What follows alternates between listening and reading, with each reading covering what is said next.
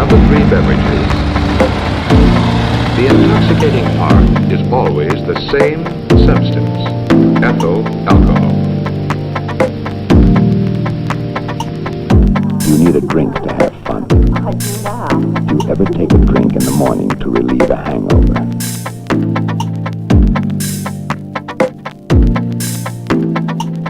The more alcohol that reaches the liver at one time, the more alcohol goes on to the heart unchanged. Welcome to the Field Alcohologist. I'm here today via Zoom with a friend of mine, Mark Knepel. And Mark and I are going to have a discussion about how you might go about starting a wine collection if you're interested in getting into wine. And with that, I'm going to let Mark tell y'all a little bit about himself, and then we'll have a nice chat about wine. All right. Hi, John. How are you? Good, man. How about you? Pretty good. Pretty good. Beautiful day here. Weird times we're living in, but this is nice. Indeed. At least the weather's nice. So, John, I've been actually collecting wine for about a little over 20 years. And for work, this is obviously just a side hobby of mine, but for work, I'm actually in the healthcare industry doing account management for a care coordination and consumer navigation firm that does back office support for large employers and their health plans. Excuse me.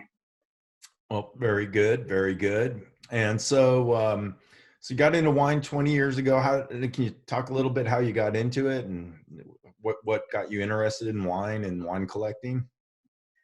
Yeah, sure. I think, when I was a kid, it was always something that was, at special occasions, my parents would maybe have some jug wine at, at Thanksgiving or when company would come over. Nothing special, nothing like, what we're into as a hobby today. But it was one of those things that was associated with special occasions and, special friends when they were over.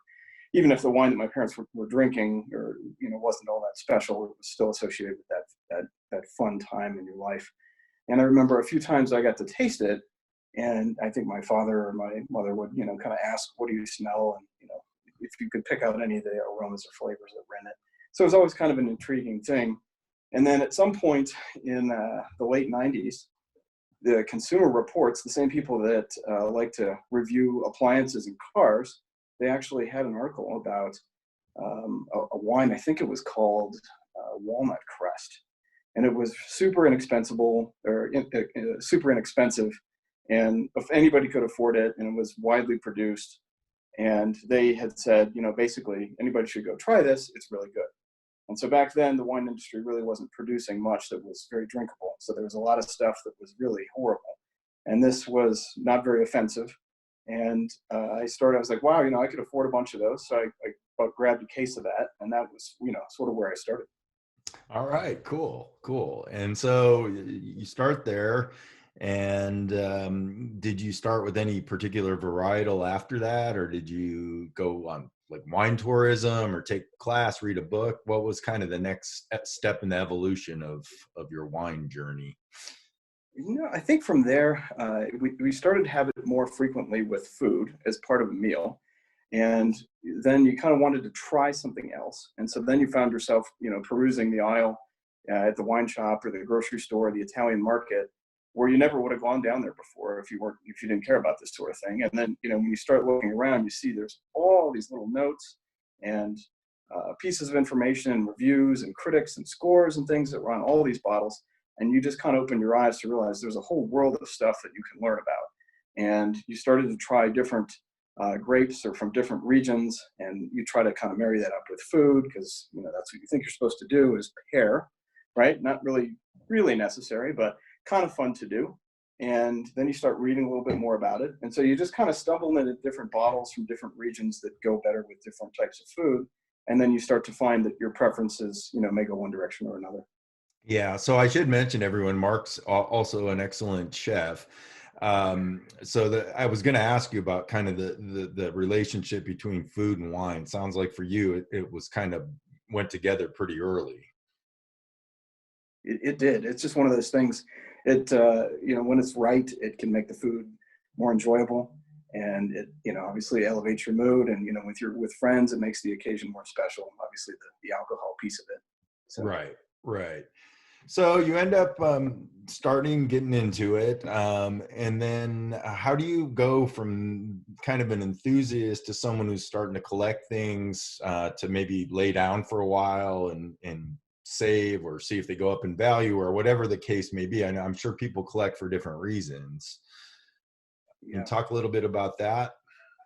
Sure. So I think with the way most people probably start, and the way I started, was you just wanted a good number of bottles that were on hand that were ready to drink when you feel like pulling them out. So nothing long-term, not thinking about aging and cellaring wines. You might call it a wine cellar, but it's really just a bunch of bottles that are really for near-term consumption. And frankly, most of the wine in the marketplace is ready for immediate consumption as soon as they bottle it, or very soon after. It's really only a small fraction of the market that's wines that are made and built for aging that actually get better over time. And you don't necessarily need all of those in your cellar. I mean, you really should have, in my view, a good amount of stuff just to satisfy your normal consumption habits, whatever that is, for folks throughout the year for dinner or a weeknight wine. And then you kind of, if you get interested in this stuff, you naturally want to learn more about it. And so you get hooked up maybe with some friends who are deeper into this than maybe you are at that time. And everybody who likes wine that I've ever met is incredibly generous and willing to share. And if you're genuinely interested in this, nobody really cares that you don't know all this stuff yet. So they're happy to share it and share some really good stuff along the way. So that helps. And then usually local wine shops would have tastings from time to time. They'd invite people in there, and they may have a theme, or people just bring a bottle. And if you get hooked up with a couple of those, you learn a ton. And then you start to learn what you like. Or, my gosh, I've never had a bottle of Burgundy before. And you have a few epiphanies along the way. Yeah. So speaking of Burgundy, in terms of kind of varietals, I've known you for a while, and I know you got really into Burgundy for a while. You tend to move, if you progress through different types of varietals over the years that you like to drink more than others at a certain time? Yeah, so your palate shifts.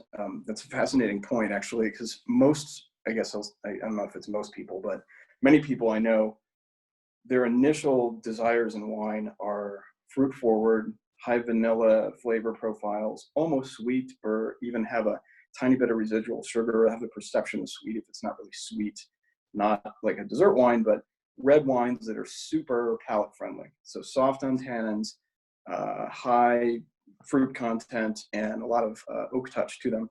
And that's what a lot of people go towards for a long time. And it's kind of like, I equate it to when you're a kid, and when we had to go to a social gathering or something, and you get to try coffee, maybe when you go to college or maybe high school, whenever you have your first coffees, you don't want a black cup of coffee or a pure espresso the first time you've had a cup of coffee. It's too much for your palate. And so you end up kind of gravitating towards that softer stuff, like sweetness in the coffee, or you like one of those Starbucks drinks that has 15 words on it, and it's really sweet and syrupy, and that's kind of what you like first. But eventually you kind of graduate away from that, and you start chasing other flavor profiles. And some of that stuff is fatiguing. And it's kind of the same thing with beer too. A lot of people, when they first drink beer, right? So they want the least bitter beer. At least in college, everybody wanted the non-bitter beer. And then eventually you kind of move away from that. And maybe, now that everybody likes, IPAs that have been drinking for a while. And those are pretty aggressive on the palate. So everybody kind of goes through this progression of palate shift. And I started liking New World Cabernets, like most people do, and New World wines, New World styled wines. And then over time, I now like Champagne, and my favorite wines are from Burgundy, and that's Pinot Noir, which high acidity, much less powerful but more nuanced, a lot more aroma and interesting nuances to them. And there's a whole world around that stuff. And the same thing kind of goes in Piedmont. People like that prefer Burgundy also tend to like, I think, Barolos and Nebbiolos that have pretty interesting nuances to the nose, and they're kind of the opposite of what you would see in New World wines. Right. Um, so when you think about those types of wines, let's talk a little bit about price. So if somebody's trying to get into wine, do they need to spend $50 to $100 a bottle, or are there kind of value wines that can get you into this earlier? Yeah, that's great. It's a great question. So there's still a ton of really great values that are well under $20. But if you want something that's unique and not just not offensive, you got to work a little harder for that at the lower price points. So if you just think about the economics of it for a second, there's some dollars involved in the packaging of wine, the glass bottle, the labels, the shipping, 3 tiers of marketing and logistics to, tear it around, the corks. I mean, all these things together, that's just packaging. And so you got a few bucks of every bottle that's going just holding it and getting it to where it needs to go. And if you're buying a $7 bottle, that doesn't leave a lot of money for the juice, right? And the care and feeding of where they got those grapes. And wine is one of these things where the better grapes come from stressed plants where they did not focus on yield, for example, which you would for normal crops. You want a lot of crops per acre. With wine, it's the opposite. You want those plants to be so stressed, they're putting all their effort into making the current grapes that are there as desirable as they can. It's one of those nature selection things. And so that works in the opposite way from an economic perspective, makes it more expensive. So there is definitely a true relationship in most cases between cost and quality, but it doesn't mean you can't find some great deals at lower price points. Right. Well, that's a good point. Now, I'm sure part of the fun of it is the trial and error of looking for those hidden gems. For sure. But to your point about laying things down. So again, most wines in the marketplace are ready to go the moment you pop them. But there are certain qualities of wines that help it get better over time, for example. And those are things like additional tannins, concentration, levels of glycerin, sometimes acidity or sometimes sugar. All those things give the structure behind the wine something to really latch onto to actually benefit over time and get better, perhaps, or at least change in a positive way. And not all wines do that. There's plenty out there that are not meant for aging, and you'll do yourselves no favor of hanging on to those over time. So it takes a little bit of at least reading to know if something, or maybe tasting experience to know if something has the potential to get better in a way that you want to lay it down. And then when you find those, they can be super rewarding. Especially like, great luxury champagnes, they're not as good as they're going to be later, almost all of them.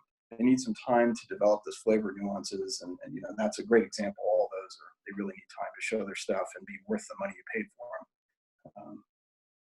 Right. And so let's talk a little bit about storage then. So, if you decided you did want to store some wine, either for your immediate consumption or near-term consumption, or to hold on to for a while, what would you say are the minimum things you need to get going? Yeah, so it helps to have a partner that is either unaware of your financials or it looks the other way, by the way, if you want to get into this. But seriously. So yeah, so if you're going to lay things down for longer periods, just a couple things come to mind. Well, the easy stuff is it should be in a cool, level temperature area. So for most people, the best you can probably do is your basement, some cold, dark, cooler section of your house. You don't want temperature fluctuations. And ideally, it's like 55 degrees or something like that, and a certain amount of humidity that's not too moist, not too dry. You need the cork to do its thing and stay there and not let too much gas exchange and not rot, for example. And you want the labels to stay in good shape. I don't have active, you can actually buy active storage, which are meaning like refrigerator looking things that are built specifically to store wine. They have low vibration coolants in them, or the motors don't vibrate much. They hold that temperature just right. They're quite expensive, and if you can afford one, they're super good. I don't have that luxury. I'd rather spend the money on wine, so I do the best I can with passive storage, meaning whatever my basement could do. But you want them on their side. So here's part of my collection here, and you can get racks racks don't cost a lot of money, but they hold the wine on their side, which is what you expect. so that cork can stay moist. And yeah, obviously we don't want them shucking around. We don't want any sunlight to hit these because sunlight is bad for the juice. It'll deteriorate it over time and do bad things to it. So dark on its side, level temperature, and cooler for longer term storage. All right. So like the cardinal sin is throwing it on top of your refrigerator or something like that. But yeah, with the trunk of your car, you can cook it in a couple hours. And yeah, if you ever buy wine online, which is, I'm a big fan of that. A lot of good retailers, I could give you a good list of those, but you don't want to ship in summer. It's too hot.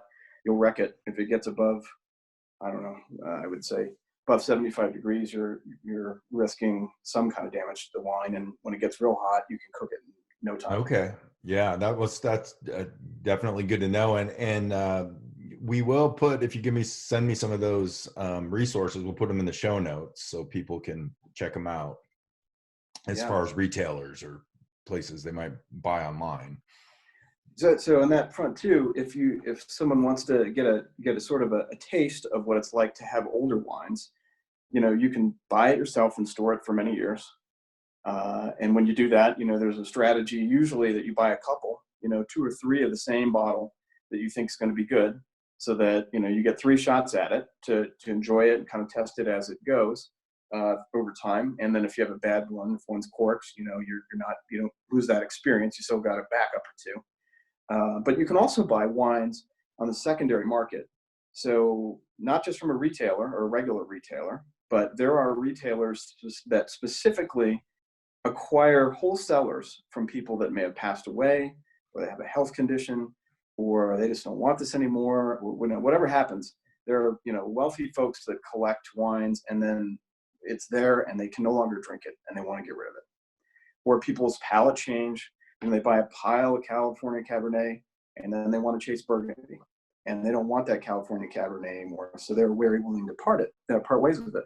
So there are a couple of retailers that I frequently would buy from, where you can buy bottles that have been stored hopefully properly. You got a little risk there with bottle provenance, but have been stored for a long time and are ready to drink, and they're already aged, right? So you pay a little premium for that because somebody else held on to that bottle for 10 or 15 or 20 years.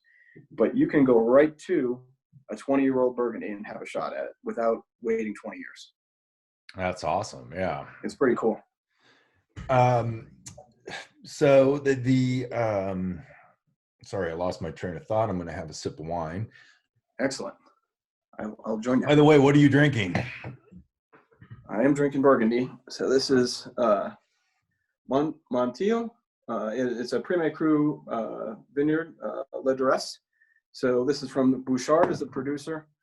Always interesting. Burgundy bottle. This is like a whole, you can take a whole class on just how to decode a Burgundy label. But that's the producer, Bouchard Parent Fils. I think that means like that guy in that family or that guy and his brother or something. 2013 was when these grapes were the season they were actually picked. That's the vintage. And then this is the area of Burgundy, the geographic area where it's from. There's a specific vineyard. That's the next thing, La Duresse. And then this vineyard is graded as Premier Cru, which means of higher quality. So in Burgundy, it's all about the sense of place or the terroir. And then the producers kind of takes a back seat to that. It's pretty cool. It's a whole thing around Burgundy. So who makes the determination of what level it is, whether they're a Grand Cru, or is that a government thing there, or an association, or? I believe, yes. I think it's quasi-government that does that, and there's probably a lot of politics involved. There's the same sort of thing happen in Bordeaux that you can read about, the Bordeaux classification of. It's been a long time that's been in place, but in Bordeaux they actually classified the individual wineries as super good, good, pretty good, right? And then everything below that was not as important. Where in Burgundy, they didn't do the producer or the winery, they actually did the geography, the land and the soil there. And that is more important in Burgundy than who actually made the wine, if that makes sense. Yeah, no, it does. You have the same city block sized vineyard, and those grapes could go to 4 different producers. That's kind of an interesting point. When you think about how wine's produced in the U.S., is there big differences between Napa and like the Burgundy region as far as those kind of classifications and the importance of the geographic location? I think they're still figuring some of that stuff out to some degree. So we haven't been making wine in the United States for nearly as long as the French have. So the French have just got this down because the monks have been making this since forever, Right. and so they've had more time to sort of study the nuances of the terroir.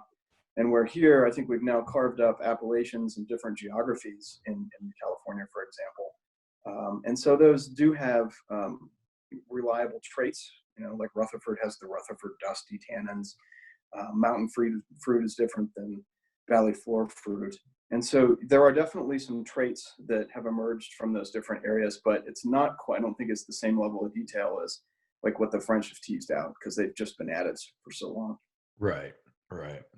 And there they also, it's all about seemingly the winery or the producer in Napa, even though they do share obviously grapes from very different, sets of growers.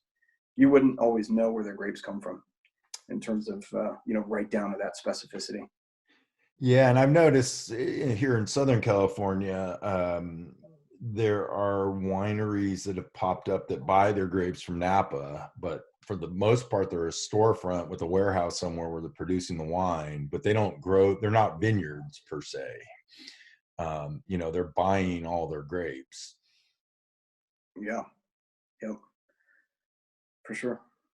So let me ask you, in terms of your collection, looking behind you, that's probably just a piece of it. But how do you have a system for keeping track of things and knowing what you have and when it's time to drink things and when it's time to maybe, rotate or whatever, move through your stock? Sure. Yeah. So, for a while, I just had a spreadsheet. Then years ago, there was a guy who was a Microsoft millionaire. And he, I think that's where he came from. And he wrote for himself a cellar tracking tool. It's actually called CellarTracker, and you can join this for nothing, where there is a subscription fee if you want. And basically, you can inventory your stuff, and you can even use barcode scanners to load in your inventory and keep track of it. There are sort of crowdsourced drinking windows and tasting notes that are throughout this thing. And so, one, you can keep your list current. Two, you can kind of get a sense for optimal drinking windows, either with professional reviews or folks that write in tasting notes and what they think. So I found that incredibly helpful, and I was keeping that up for a while. Another thing, if you get in this deep enough, you want to make sure that it's insured. It's no joke what some of these collections can accumulate in terms of dollars, and you need to make sure your homeowner's policy will cover this. And for them to cover, if your house burns down, and for them to cover it, they need to know you have a current list, right? So you have to keep that and keep it someplace stored on the cloud or, in a safe place.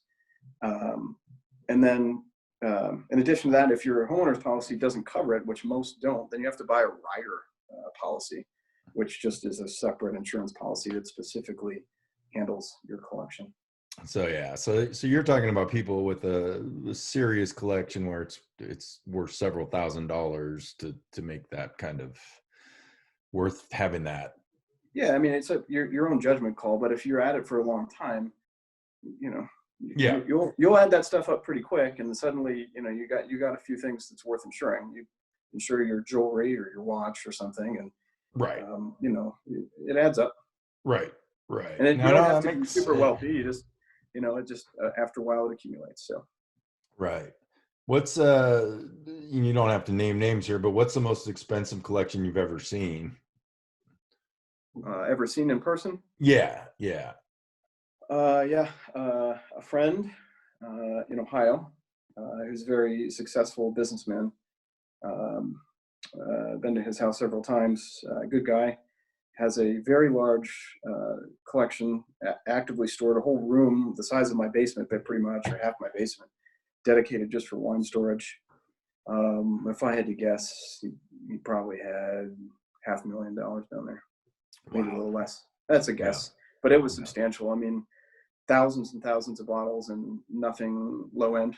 I mean, there's some real, bottles themselves that were worth several $1,000s, just individual bottles. So really impressive. And he's what's wonderful is he's just a super good guy, and was always willing to, when we come over, everybody contributes to the discussion and to the wines that were had, but he's always willing to open something really interesting and educate us. So good guy. Yeah, no, it's interesting as I've gotten into these podcasts, no matter what the beverage is, there's the whiskey people and the bourbon people and the beer people, but there does always seem to be a thread of community that runs through the different enthusiast groups, which it's a kind of a common story that people are pretty free with their knowledge, and they're pretty free with sharing what they have and trying to get excited about exposing people to things. So it's cool to hear that. Absolutely. It always tastes better when you share it. So if you were here, John, I'd pour you a glass, but yeah, well, that's no joke. It's more fun to share your stuff with other people, and it comes back around. So, well, you've shared several good bottles over the years.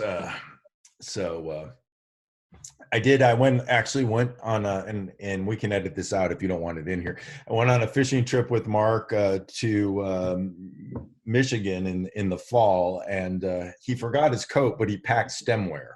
So we know where his priorities are. It is important. Oh, that's another good tip for your viewers. If you really want to amp up your enjoyment of wine, get some decent wine glasses. Spend a few bucks on one or two of them just for yourself. Amazon's got them. I'm a big fan of these Zaltos now, but Riedels are good. And, get something that's hand blown. It's going to cost you $40 or $50 for a glass, maybe, or, maybe I guess you go to Macy's and get a Riedel kind of commercial set. They're machine blown, but it will greatly improve how you enjoy the wine. It's not a snobbery thing. It's like when you put your lips on a piece of glass that's that thin, and the bowl is shaped right, it brings those aromas to your nose, and at least half of drinking wine is smelling it. So you're cranking up how much of those esters from the wine are going into your nose. So you get to smell more, pick up on more nuances, and damn, you feel like a king when you get to drink out of a nice glass. So it's worth it. No, I agree. It's funny. It's the same goes with whiskey. At first, when people would come out with these whiskey glasses that were designed a certain way to enhance the smell, I thought, it's a gimmick, but it actually isn't. You can really taste a difference when you're drinking out of those. So for sure, feel cool. So, well, very good, Mark, man. I appreciate this. This is kind of just an introduction to it. I'll put some in the show notes. We'll put some of the resources that you mentioned in for folks. And we'll definitely do more wine content down the road. Any parting advice for people that want to get into the wine game? Only buy what you like. Don't buy what someone else thinks you should like, and go make friends with somebody at a local wine shop, and they can usually steer you the right way. Those are key. And then just keep exploring. Don't go too deep down one path until you're sure you really want to go there. And the more you kind of involve this into you meet people throughout this and learn from them and share your stuff with them, and it'll definitely come back and pay you dividends. So enjoy. Oh, good. Thanks, Mark. Appreciate it.